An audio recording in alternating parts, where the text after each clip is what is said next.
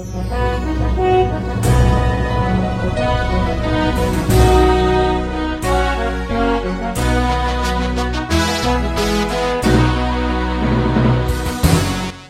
bagi saudara sekalian.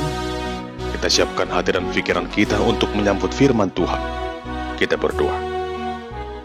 Kasih karunia dan damai sejahtera dari Allah Bapa kita dan dari Tuhan Yesus Kristus menyertai kamu. Amin.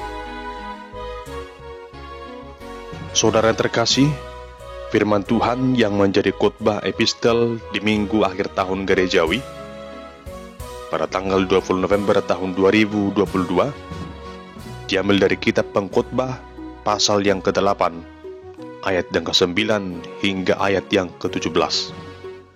Beginilah firman Tuhan.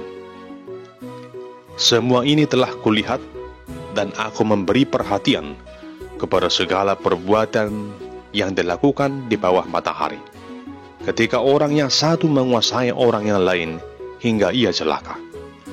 Aku melihat juga orang-orang fasik yang akan dikuburkan boleh masuk, sedangkan orang yang berlaku benar harus pergi dari tempat yang kudus dan dilupakan dalam kota. Ini pun sia-sia. Oleh karena hukuman terhadap perbuatan jahat tidak segera dilaksanakan, maka hati manusia penuh niat untuk berbuat jahat. Walaupun orang yang berdosa dan yang berbuat jahat 100 kali hidup lama, namun aku tahu bahwa orang yang takut akan Allah akan beroleh kebahagiaan, sebab mereka takut terhadap hadirat-Nya. Tetapi orang yang fasik tidak akan beroleh kebahagiaan, dan seperti bayang-bayang, ia tidak akan panjang umur, karena ia tidak takut terhadap hadirat Allah. Ada suatu kesia-siaan yang terjadi di atas bumi. Ada orang-orang benar yang menerima ganjaran yang layak untuk perbuatan orang fasik, dan ada orang-orang fasik yang menerima pahala yang layak untuk perbuatan orang benar. Aku berkata, ini pun sia-sia. Oleh sebab itu aku memuji kesukaan, karena tak ada kebahagiaan lain bagi manusia di bawah matahari kecuali makan dan minum dan bersukaria. Itu yang menyertainya di dalam jerih payahnya seumur hidupnya yang diberikan Allah kepadanya di bawah matahari. Ketika aku memberi perhatianku untuk memahami hikmat dan melihat kegiatan yang dilakukan orang di dunia tanpa mengantuk siang malam, maka nyatalah kepadaku bahwa manusia tidak dapat menyelami segala pekerjaan Allah yang dilakukannya di bawah matahari. Bagaimanapun juga manusia berlelah-lelah mencarinya, ia tidak akan menyelaminya. Walaupun orang yang berhikmat mengatakan bahwa ia mengetahuinya, namun ia tidak dapat menyelaminya. Demikian pembacaan firman Tuhan yang menjadi khotbah epistel minggu akhir tahun gerejawi dengan tema tak terselami pekerjaan Allah. Saudara yang terkasih, ada seorang ibu parubaya yang menderita penyakit kanker, yang secara lambat laun penyakitnya itu menggerogoti tubuhnya. Kanker itu begitu cepat menjalar hingga mencapai stadium 4.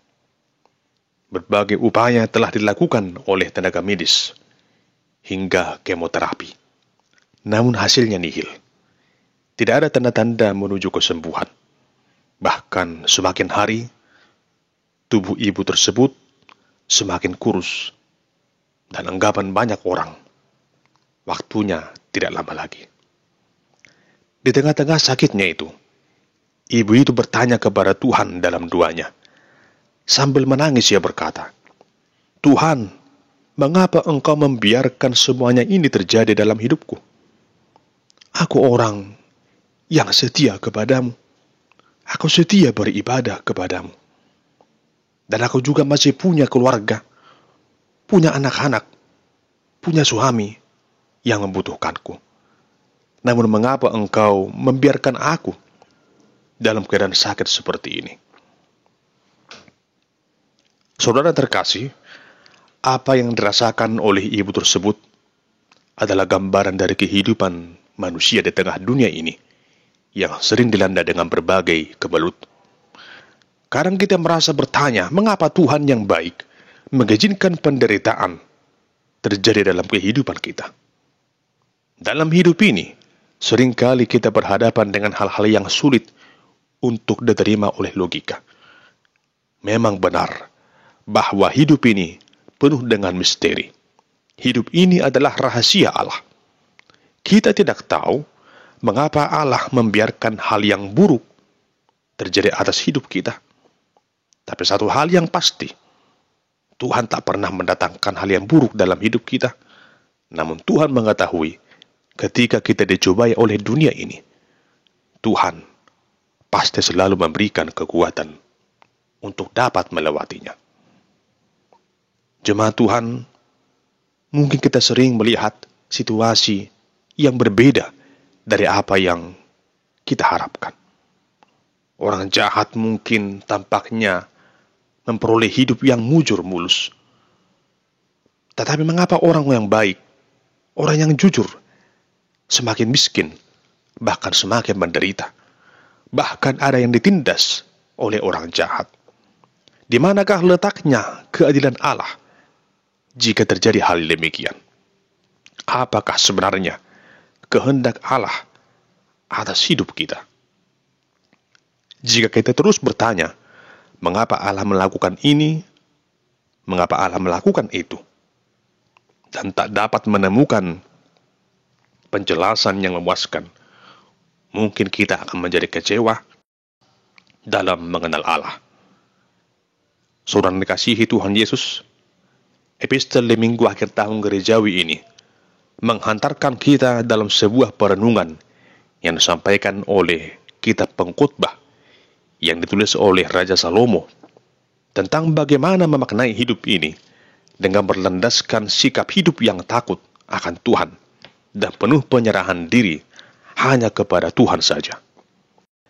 Saudara terkasih, dari nas khotbah epistel minggu ini, kita dapat menyimak bagaimana pengkhotbah memberikan beberapa pemahaman tentang situasi yang terjadi pada masa itu, dikaitkan dalam hidup kita saat ini. Pertama, pengkhotbah melihat adanya kehidupan yang keras, di mana orang yang satu menguasai orang yang lain, bahkan hingga orang tersebut celaka. Saat ini kita sering melihat situasi hidup yang begitu keras, yang memaksa seseorang harus berjuang dan mempertahankan hidupnya. Ada orang yang sudah berusia lanjut, dia harus berjualan keliling, berjualan ke pasar pagi, berjualan di pinggir jalan. Pagi-pagi buta, ia harus berangkat dari rumahnya untuk berjualan. Seharusnya di tengah situasi yang sudah tua itu, dia harus beristirahat atau menikmati masa tuanya. Namun justru oleh karena situasi hidup yang keras, untuk bertahan hidup, agar dapat makan dan memberikan yang terbaik bagi keluarganya, ia harus berkorban. Yang kedua, pengkhotbah melihat seolah dunia ini sudah terbalik.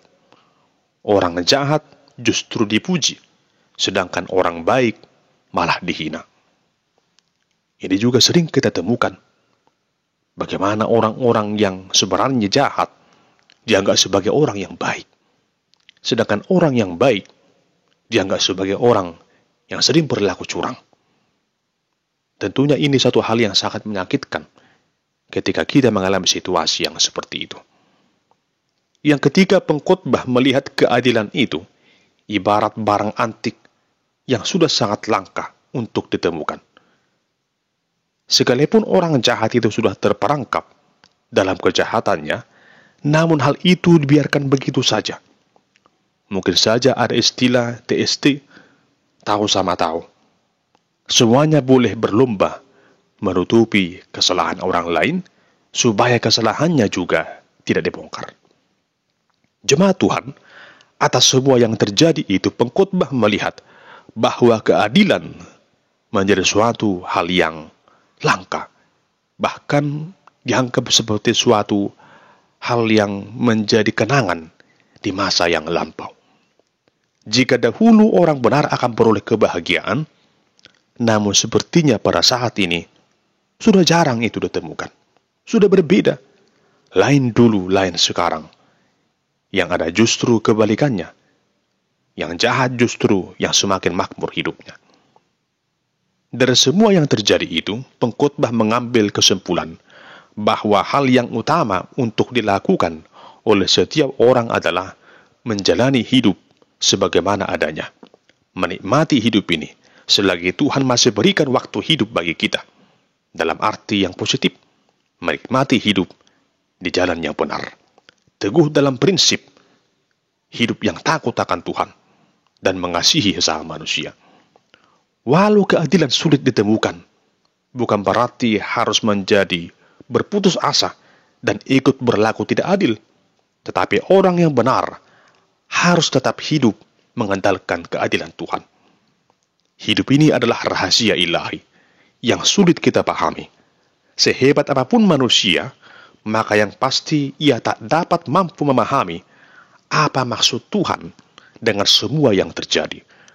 Benar apa yang dikatakan pengkhotbah, manusia tidak akan mampu menyelami segala pekerjaan Allah. Jika dalamnya lautan dapat diduga, tapi siapakah gerangan, siapakah manusia yang berkuasa menduga dalamnya hati seseorang? Meskipun hatinya sendiri, tak seorang pun yang dapat mengetahui isi hati seseorang. Apalagi hati Tuhan, apalagi segala pekerjaannya. Sekeras apapun usaha yang kita buat untuk mencari tahu bagaimana rancangan Tuhan, namun kita tidak akan mampu memahaminya. Hanya satu hal yang dapat kita imani, bahwa rancangan Tuhan adalah rancangan yang penuh dengan damai sejahtera. Saudara terkasih, dalam dunia ini, manusia akan menjalani 3 fase. Fase yang pertama adalah lahir, yang kedua adalah hidup, yang ketiga adalah mati. Saat kita lahir, kita menangis, namun semua orang bersuka cita karena kelahiran kita di tengah dunia ini. Selanjutnya, di saat kita hidup, maka kita harus berjuang, berjerih lelah untuk menggapai segala hal yang kita harapkan. Kadang akan ada tawa, ada sukacita, namun kadang juga datang duka dan air mata. Dan yang terakhir adalah akan tiba saatnya dunia ini kita tinggalkan, di mana hidup akan berakhir, yang disebut sebagai fase kematian. Di saat itu semua orang akan bersedih ketika kita meninggalkan dunia ini. Namun sebagai orang percaya, kematian akan menghantarkan kita berjumpa dengan Allah yang telah menyambut kita di tempat yang abadi seturut dengan rancangannya.